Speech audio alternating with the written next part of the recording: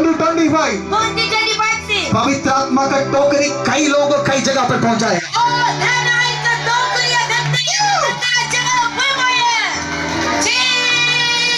Come on, come on, come on, church. Come on, church. सुधा के बोले. I want to tell you, बोले. 2025 पवित्र आत्मा का टोकरी के साल है.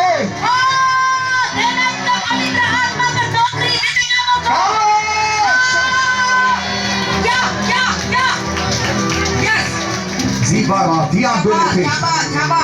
Hallelujah, come on. कई लोगों को पवित्र आत्मा छू रहा है. आप चुपचाप काम करते हैं. इस जगह पर Holi spirit is working here. आप जो करना है चाह रहे हैं. आप थोड़ा उठे तो उठे. आप उससे करें. आपको अगर रिवाइवल बनना है. हालेलुया, फायर उधर आ इस जगह पर. अपने सिर में हाथ लेकर